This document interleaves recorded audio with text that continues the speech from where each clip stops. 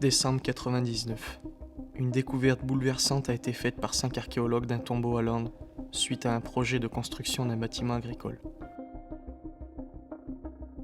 Les 5 archéologues qui ont fait cette découverte, pris d'enthousiasme, ont décidé d'ouvrir rapidement le tombeau sans prendre la moindre précaution et sans se douter une seconde de la protection que portait ce tombeau.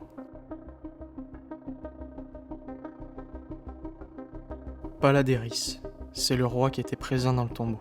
Les 5 archéologues ayant fait cette découverte sont mystérieusement décédés quelques jours après avoir profané la tombe de celui-ci. 26 décembre 99. La France entière est touchée par une terrible tempête qui détruit tout sur son passage, laissant donc sans suite cette trouvaille suite à la décision du préfet. Cette tempête du siècle nous oblige à prendre des mesures radicales. Les transports en commun ferroviaires et aériens sont à l'arrêt le temps de remettre ces structures en état. Nous conseillons la population de rester chez eux et de limiter leurs déplacements. C'est donc pour cela que les recherches et fouilles sur le tombeau récemment découvert à Londres sont suspendues jusqu'à nouvel ordre. Le tombeau sera refermé et les investigations reprendront ultérieurement. Par la suite, des événements paranormaux sur la ferme ont relancé les doutes.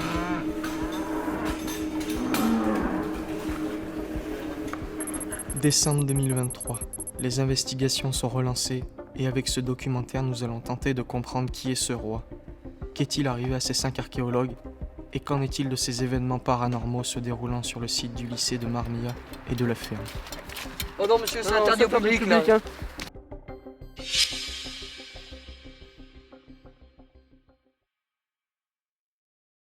Depuis la semaine dernière, j'aperçois qu'il y a des personnes en blouse blanche. Il y en avait environ 5, je crois.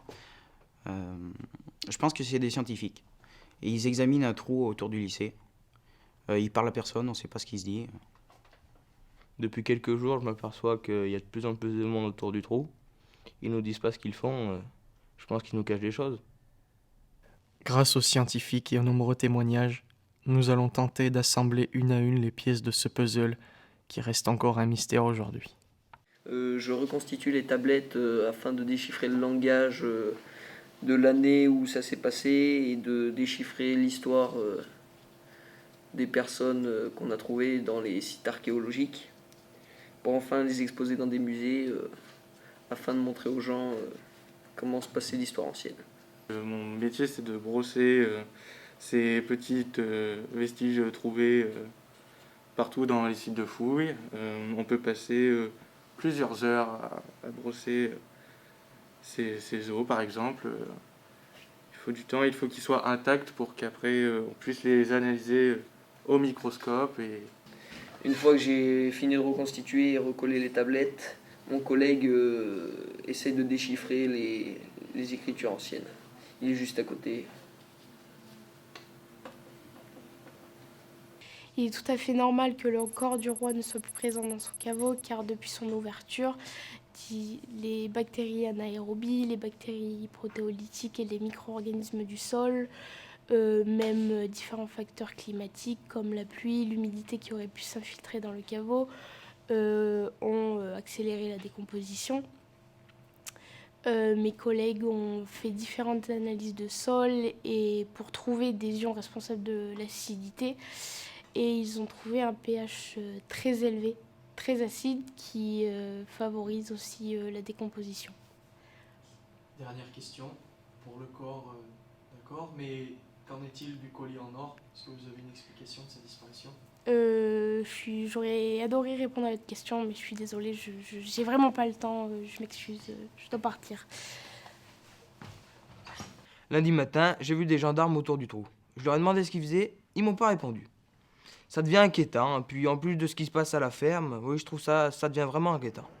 Pour tenter de répondre à nos questions, des lycéens de Marmilla ont accepté de nous conduire à la ferme du lycée, là où de nombreux événements paranormaux se déroulent. Depuis 3 mois, je constate sur le troupeau une baisse de lactation sur les vaches laitières.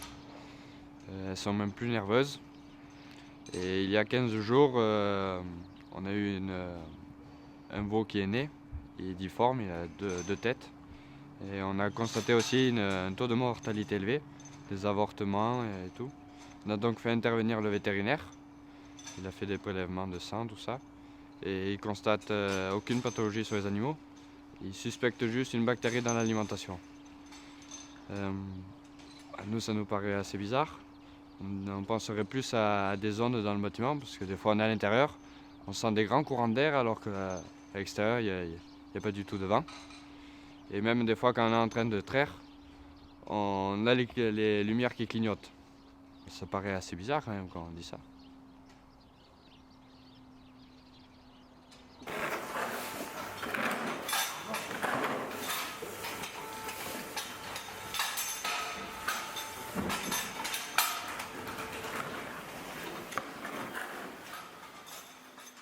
Le témoignage d'un des scientifiques enquêtant sur le mystère du tombeau nous a révélé des faits glaçants sur le sujet et qui pourraient bien nous permettre de faire avancer l'enquête. Je pense que l'hypothèse de la désintégration du corps au contact de l'air est bancale, même fausse, parce que le collier n'est plus dans le caveau. J'ai pas compris là.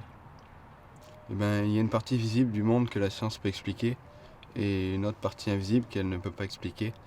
Et c'est pour ça que la théorie du paranormal est la plus plausible pour moi.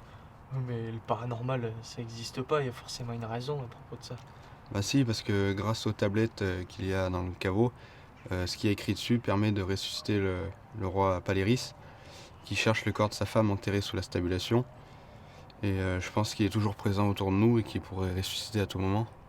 Mais bon, ça, t'en parles à personne.